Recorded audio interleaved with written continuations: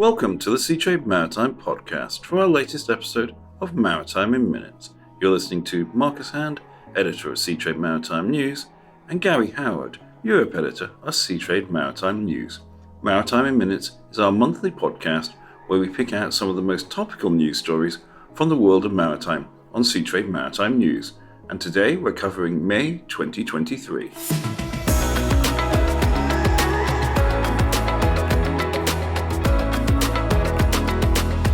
It's been a busy month, and we've been in Dubai and Malaysia, as well as our normal home bases of UK and Singapore.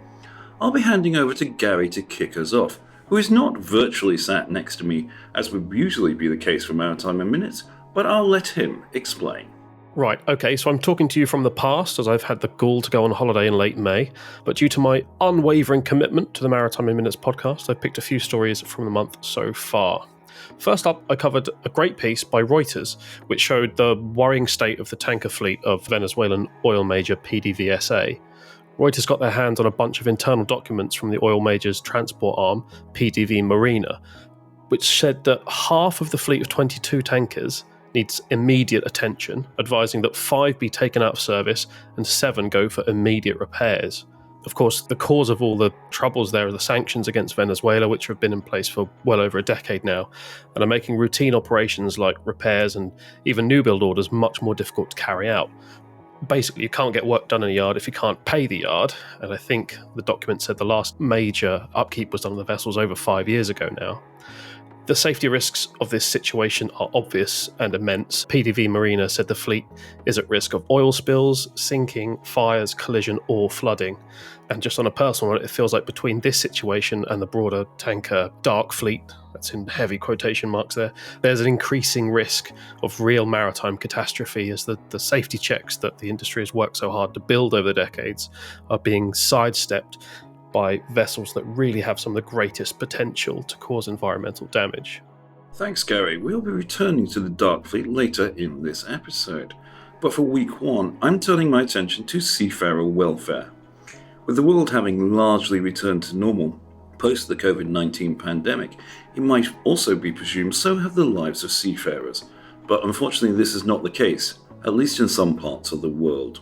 The latest Seafarer Happiness Index for the first quarter of 2023 showed a drop from 7.69 points out of 10 in the fourth quarter of 2022 to 7.1 points in the first quarter of this year. Access to welfare services and shore leaves were the main problem areas identified, and the Shore Leave Happiness Index dropped from 6.76 points in Q4 2022 to 6.23 in the latest report, with COVID-19 restrictions still affecting crew members' ability to go ashore. China and Saudi Arabia were noted as regions where full access to shore leave has yet to be reinstated after the pandemic. So clearly there is some way to go before everything is back to normal.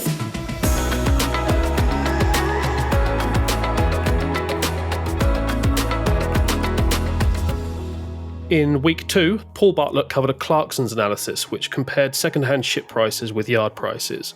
There are some very interesting figures in the piece across the tanker, container and dry bulk sectors, but I won't quote them all because that would be dull.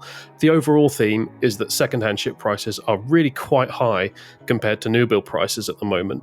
Contributing to this, of course, is a global lack of yard space and some fundamental shifts in many market patterns. Still not that far out from COVID. There's the war in Ukraine and global economic concerns, everything else that the world is going through at the moment. Clarkson said the prices reflected strong sentiment in many shipping sectors. For the second week of the month, I'm returning to the Dark Fleet that Gary mentioned in week 1. The fatal explosion on board the Gabon-registered Aframax Pablo off the coast of Malaysia stoked fears of a major catastrophe from aging tankers carrying sanctioned oil in secret. Ownership of the Pablo was murky to say the least, with multiple changes in flag and ownership, the most recent just weeks before the explosion on fire, which left 3 crew missing, presumed dead. The incident prompted renowned commentator and Seatrade Maritime News columnist Michael Gray to write about the creeping anarchy in the world's oceans. Michael writes, "What is particularly worrying is the speed at which this deterioration has arisen and it's a threat to a well-run system that gave reasonable confidence to industry players and the regulatory regime. Is there any will to stop this creeping anarchy? Or is it all lost in tedious legal arguments about sovereignty and the freedom of the seas? It was our most read story in May, and if you haven't read Michael's commentary already, head on over to seatrade-maritime.com to get the full story. A link to it will be in the show notes for this episode. If you're enjoying the Seatrade Maritime podcast, make sure you never miss an episode by subscribing on the app of your choice.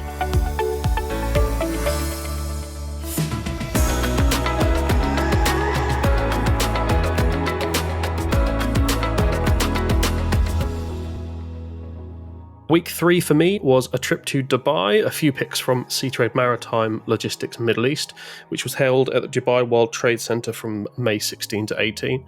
It was a pleasure to be back in Dubai, really, and catch up with some of the industry colleagues that I've not met face to face in too many years. I'll skim over a bunch of stories here and we'll link to the event landing page in the show notes where you can have a dig through and find what interests you. But in rough chronological order, we had some decent keynotes which covered changes in local legislation and really ramped up the pressure on international regulators. The need for regulatory certainty was a strong theme throughout the whole show, and I expect that will only increase in the run-up to MEPC 80. Low latency connectivity made for an interesting discussion, with one ship operator singing the praises of low Earth orbit satellite LEO connections for the disruption they'd brought to the maritime communications space. It's going to be interesting to see the response from the established satellite players in that area. Inmarsat was on the stage, and it felt like perhaps they didn't have all the answers that they needed for some of the questions it was raising. The show landed on International Day for Women in Maritime, and this was highlighted both in our agenda and an invite-only roundtable as part of UAE Maritime Week that I was cleared to sit in on. Some distinguished speakers from across the Middle East, and indeed the world, shared their experiences and thoughts on how the industry can better invest in women, the steps women can take to make the most of opportunities on offer in the sector. And there was some discussion as well of the age-old problem of the maritime industry's visibility and image problem, and how we can overcome that to engage more young women to come into the industry and pursue a career here. Last but certainly not least was a series of sessions covering the Middle East offshore market, which made for some excellent panels. I haven't seen offshore vessel owners and operators in a good mood for some time, so it was great to get the lowdown on what's driving the increase in vessel demand, how sustainable that will be over the coming years, and there was even the risk of project delays brought up due to a lack of ships in the region, which just seems mad to me. It felt such a long way from the years where all we really heard from the offshore sector was another round of vessels being laid up. But check out the landing page, there are plenty more stories on there from Seatrade Maritime Logistics Middle East. As Gary had lots to say in week 3, I'm going to focus on a relatively short story involving MSC and its rapid growth as a dominant player in container shipping in terms of size. In its weekly report, analyst Alpha Liner highlighted that by the end of May, MSC would become the first container line to pass the 5 million TEU in capacity threshold. The 5 million TEU slot capacity barrier was expected to be passed with the delivery of 2 new buildings from yards in China towards the end of May.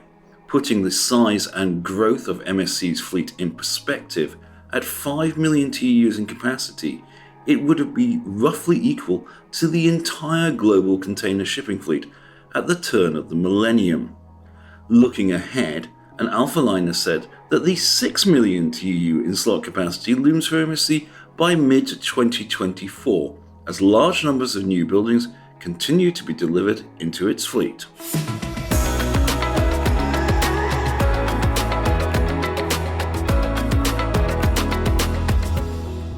As Gary is now off on his holidays, lucky man, I'm handling week 4 all on my own. For myself, the week was dominated by attending the Langkawi International Maritime and Aerospace Exhibition, better known as Lima, in Malaysia.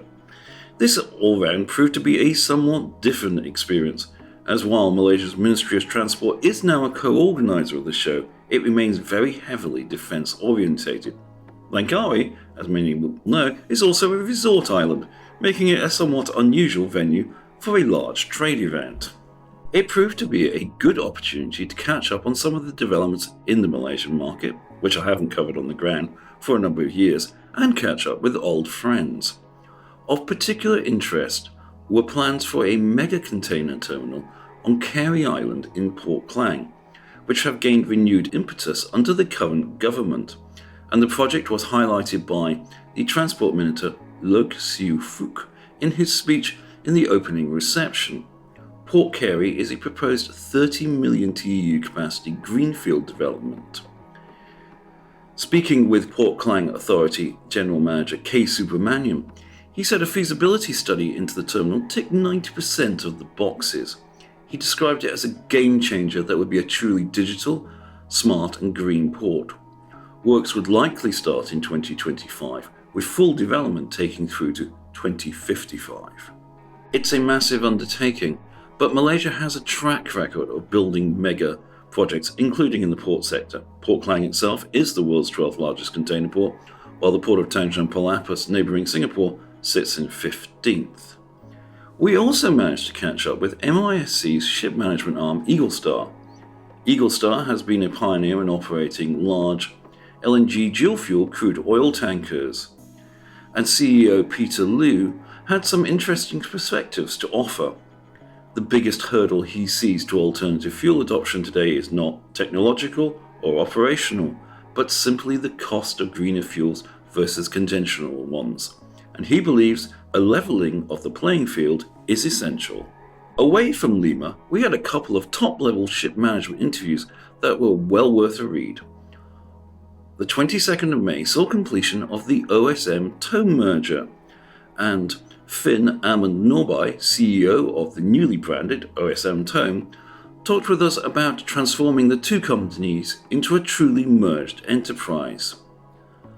I also caught up with Roynan Alquist, who has taken up the helm at Barber Ship Management, which is spearheading Wilhelmsen's ship management's move back into tankers.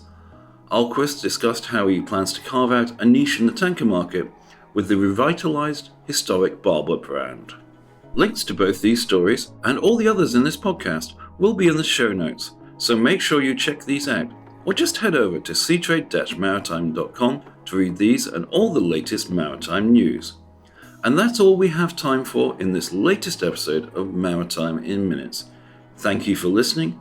Make sure you subscribe on the app of your choice to never miss an episode. Until the next episode of the Seatrade Maritime podcast, stay safe.